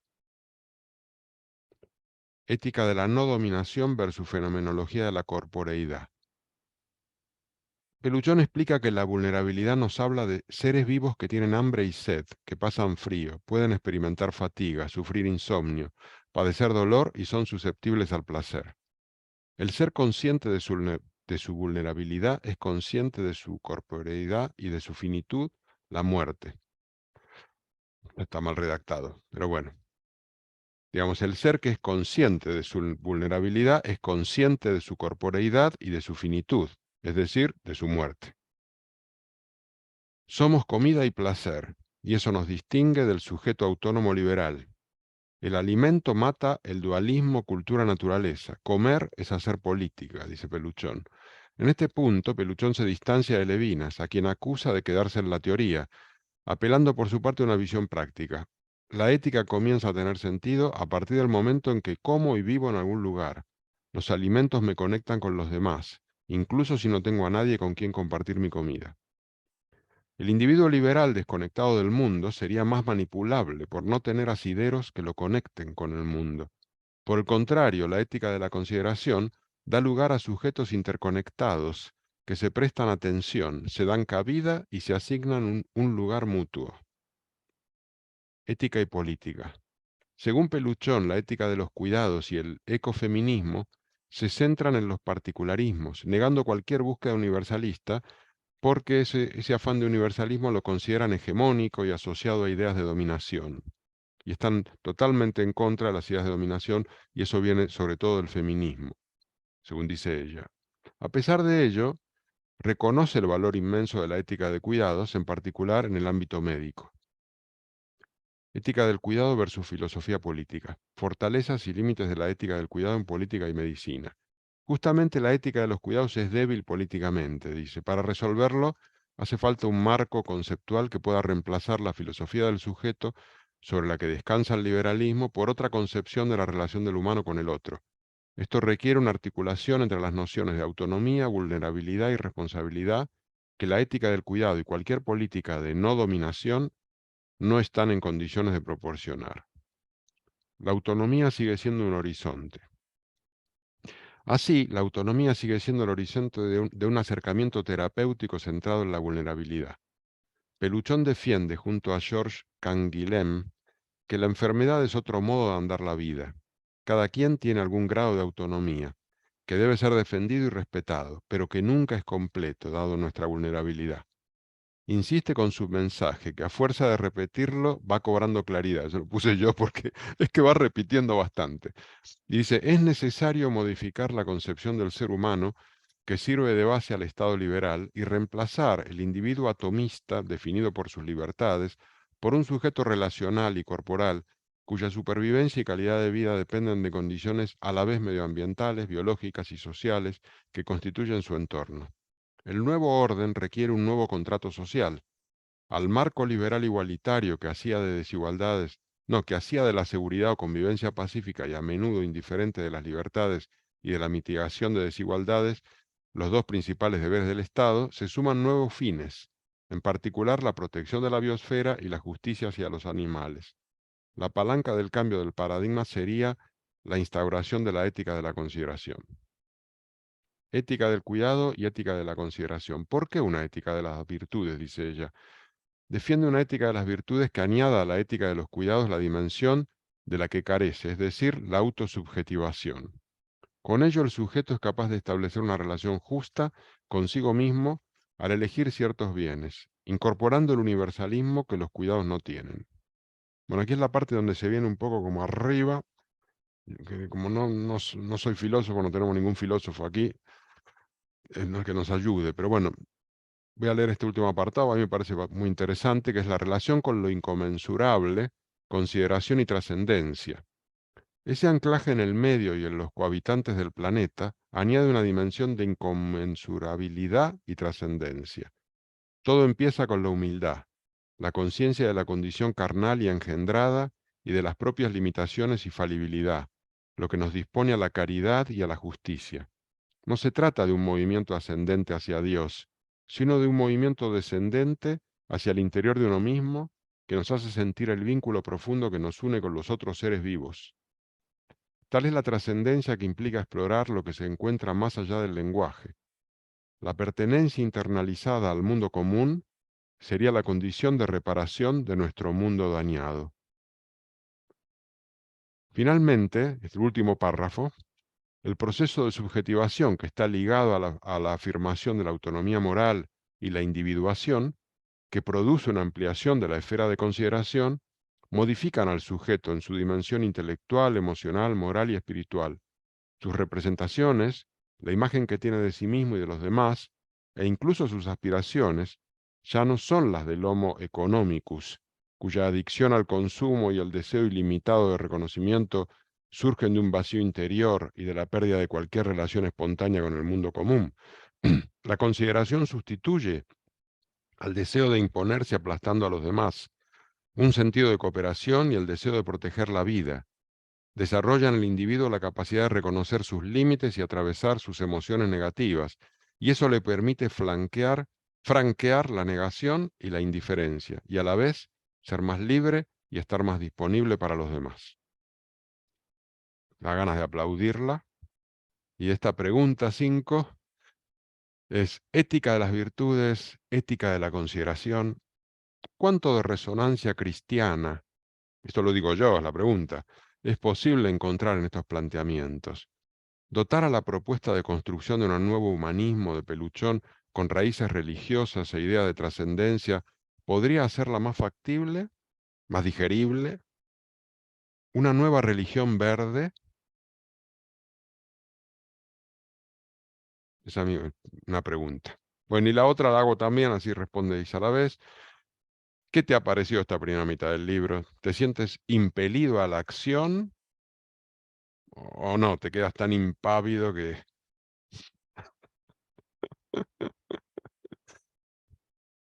Lo primero es este tema de la trascendencia y las virtudes.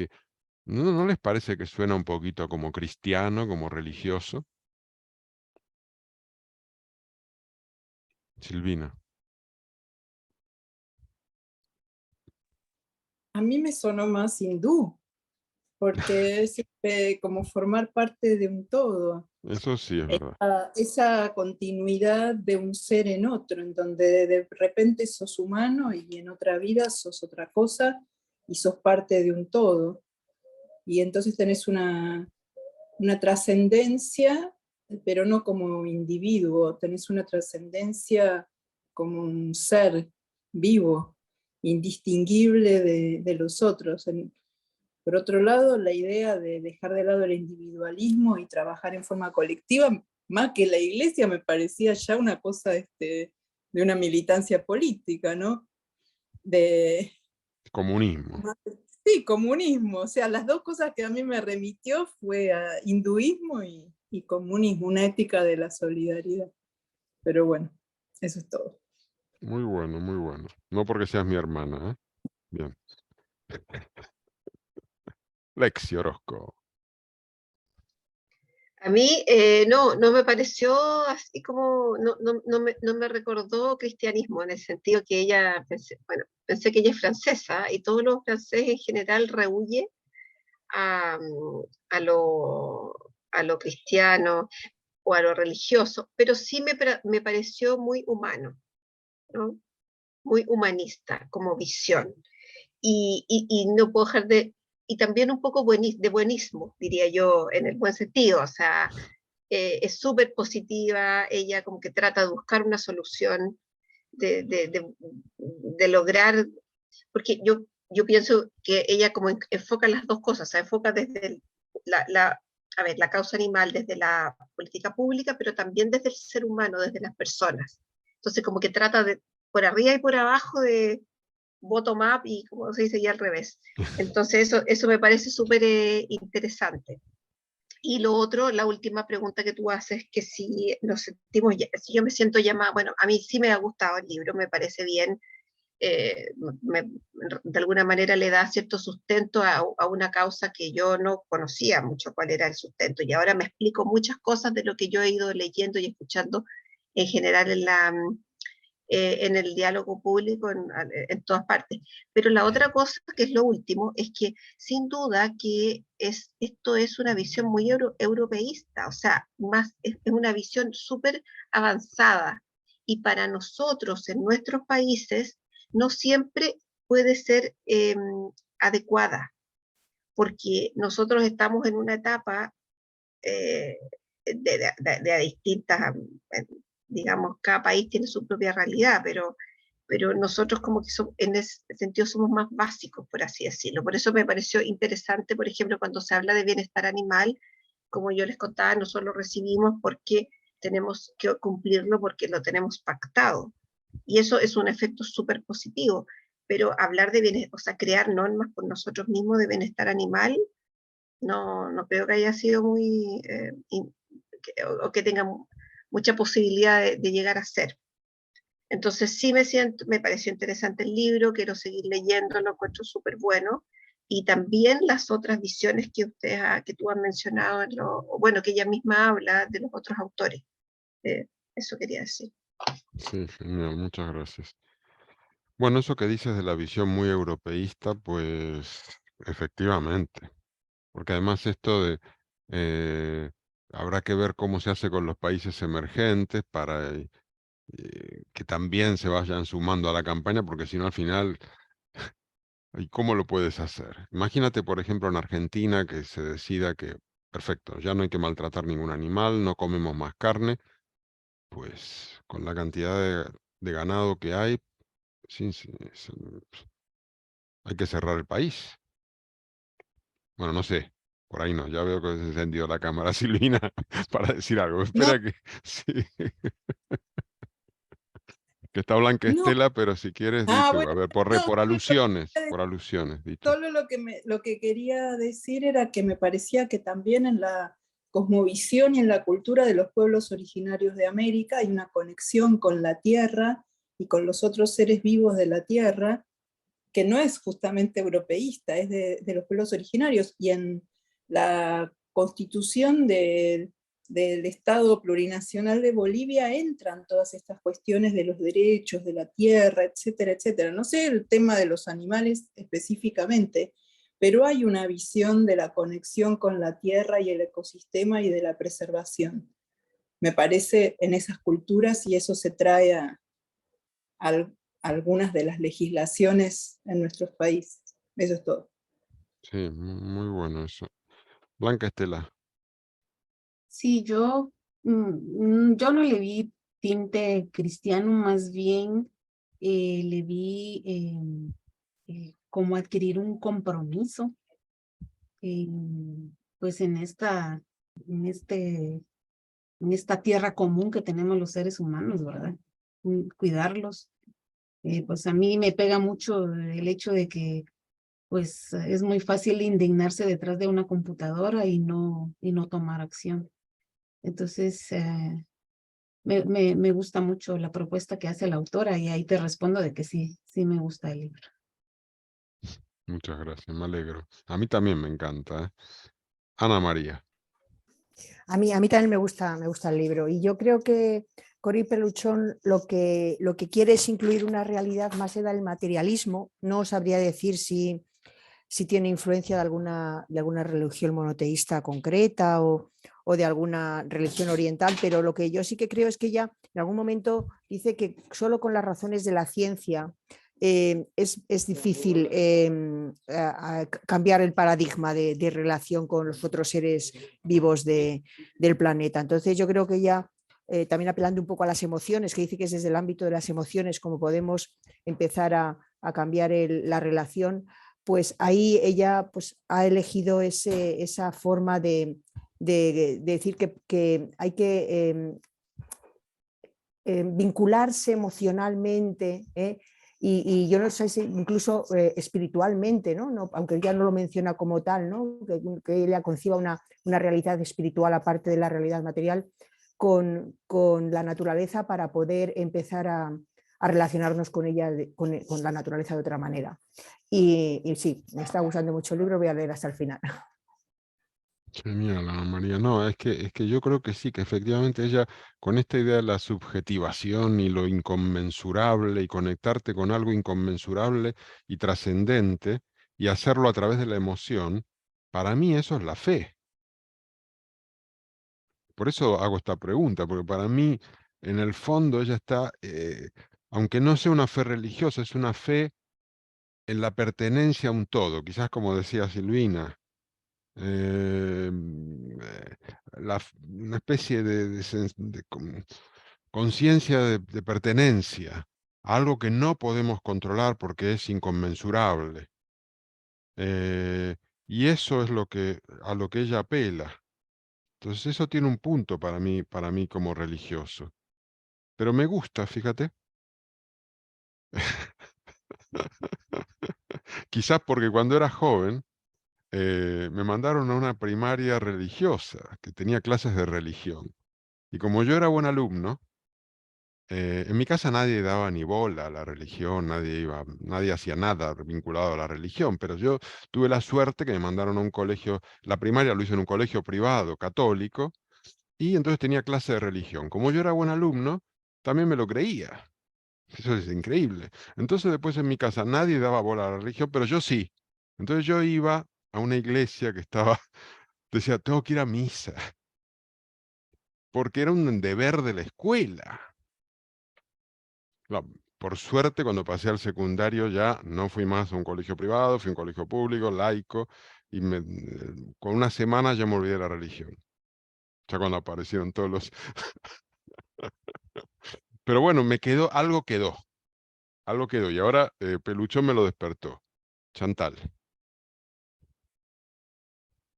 Bueno, eso, con respecto a, sí, puede ser algo religioso, siempre todo lo que tiene que ver con una manera de actuar, de comportarte, y pues siempre se ve como algo religioso, ¿no? O sea, sí, de algún modo, no lo estoy relacionando con el cristianismo, pero bueno, los animalistas al final sí lo veo un poco, entre comillas, como una especie de religión. Pero lo que sí veo es que cada vez, a ver, por un lado, a ver, sí es un poco utópico porque cada país culturalmente tiene arraigado, pues, por ejemplo, como en Argentina, ¿no? El tema de la carne, ¿no? En España quizá, pues, por ejemplo, cada vez veo menos el tema de los toros. Yo lo veo quizá temas más de consumo animal, más que un tema cultural, por ejemplo, con el tema de los toros. Por ejemplo, en México es curioso porque se acaba de cerrar la Plaza de Toros México. Yo no lo sabía y me he quedado impactada, una plaza que imagínate para los toreros de Latinoamérica y luego para los españoles que empiezan su temporada de hacer las Américas ahora, y que la hayan cerrado, pero ya también antes habían cerrado la prohibición de los circos con animales. Entonces, para las generaciones de más, las que están abajo de mí, siento que eso ya va, es lo que dice ella, ¿no? Ya se está normalizando. Mis hijos ya la tauromaquia ni saben, ni la ven, ni les interesa, porque ya, eso es lo que comentaba Paco, ¿no? Con respecto a lo que dice Peluchón, estas nuevas generaciones están volviendo incluso al impacto que pueda tener lo textil, y yo cada vez veo más chicos que quieren el tema de la reutilización de la ropa, ¿no? No comprar el fast fashion, ¿no? Y todo eso, ¿qué está haciendo? Lógicamente, que se replanteen las empresas pues el impacto que tienen ambientalmente, las cosméticas, la industria cosmética con los animales. Entonces, sí siento que sí hay una parte, lo que dice ella, reparar el mundo, sí lo veo positivo. Y ya para terminar, pues eso me está gustando mucho el libro, y bueno, y lo que dices, como toda religión, sin ser extremista, ¿no? Que eso hay que tener cuidado. Gracias. Gracias, Chantal. Rebeca.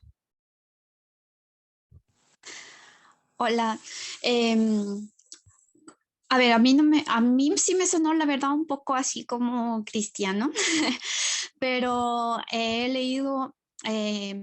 leí algo muy interesante sobre un artículo de investigación acerca de la autora y del libro, y al parecer, digo al parecer porque yo la verdad también no sé mucho de filosofía, sí, ella rescata al parecer varias teorías sobre el tema de filosóficos. Por ejemplo, en el artículo menciona mucho sobre que la autora está inspirada en Emmanuel Levinas, que es un tema de motivación moral, también del eudemonismo de Aristóteles, y también al parecer un poco de Kant, y también sobre Arne Naes, que está inspirado en Spinoza. Entonces sí, al parecer es un tema más filosófico que cristiano, o sea, no va por la religión, sino más bien un tema de filosofía. Solo lo quería compartir porque lo encontré pues lo encontré cuando lo estaba leyendo al libro, y por eso lo quería comentar. Eso es todo, gracias. Genial, Rebeca, muy buena información. Bueno, pues hemos llegado al final, nos quedan 10 minutos, no sé si alguien quiere decir algo más, o si no, sencillamente terminamos antes, así me voy a hacer la cena. Carne, por supuesto. No, no. Hoy vamos a cenar verduras. Seguramente, no sé lo que habrá, pero... Silvina, ¿tú encendiste la cámara? No, no. Ah, bueno, Paco, perdón, Paco. No, solamente comentar que yo sí veo cierto aire en valores cristianos. Yo sí veo cierto aire en valores cristianos en el sentido de ese reconocimiento de la humildad, ¿no? Esa base de ese reconocimiento de la humildad y de la relación con el resto de seres de la creación, vaya, digamos, en términos religiosos. Lo que pasa es que la autora no lo ve así, ¿eh? La autora, yo he leído varias cosas varias entrevistas de ella, en la que como buena francesa se declara muy laica y dice que ella confía mucho más en el progreso social por la propia naturaleza de las personas que por la proximidad a la religión. Solo quería comentar eso. No, sí, es verdad. Sí, gracias. Lo que pasa es que el hecho de que basar toda su teoría en el reconocimiento de nuestra imperfección, que ella lo llama vulnerabilidad, y que eso es lo que nos tiene que llevar a la humildad, eso sí que es un concepto cristiano de pecador, de imperfecto, ¿no? Tiene algo así. Pero vale, no voy a insistir con esa idea. Fue una cosa mía que un poco peregrina. Rebeca. Ay, lo siento. Y ahora que menciona la humildad, me pareció muy interesante esto porque también lo encontré, y es que al parecer, según el análisis que encontré, que incluso los puedo compartir en el grupo, está inspirado en un autor filosófico que al parecer era un santo. Se llama Bernardo de Claraval, por si lo quieren googlear. De todas formas, lo voy a dejar el artículo en el grupo. Y al parecer este autor tiene unas ideas mucho de consideración y de humildad. Entonces el autor es de la era medieval, muy religioso. Entonces, según este autor que hace la crítica al libro y a la autora, dice que rescata estas ideas. Entonces yo creo que también por eso es que se lo escucha y se lo lee muy cristiano. Bueno, solo quería compartir eso. Pues me ha encantado ese comentario, Rebeca, porque ya me estaba sintiendo yo que estaba delirando y de repente me has dado un ancla ahí al tema. Lo voy a buscar, Bernardo Nada, de Claraval. ahora se los dejo el artículo y así lo pueden leer ustedes también. Muy bueno. Bueno, pues muchas gracias. Bueno, pues si no hay más comentarios, pues dejamos aquí. Vamos a dedicar una segunda sesión. Yo creo que fuimos bien, así que nos queda la segunda mitad. El sábado que viene seguimos con nuestro gran y querido Stefan Zweig, libro excepcional. A este le dedicamos 3 porque es bastante más gordo que Peluchón. Fijaos que es casi un tercio Peluchón. Lo que pasa es que la densidad de Peluchón supera a la de Zweig, que es como más fluido. Entonces se puede ir más rápido. Pues nada más. Buen fin de y muchas gracias. Que tengáis buena Adiós. semana. Adiós. Muchas Adiós, buen fin de gracias. Todo, semana. todo, chao. Hasta Buen fin luego. de semana. Gracias. Gracias.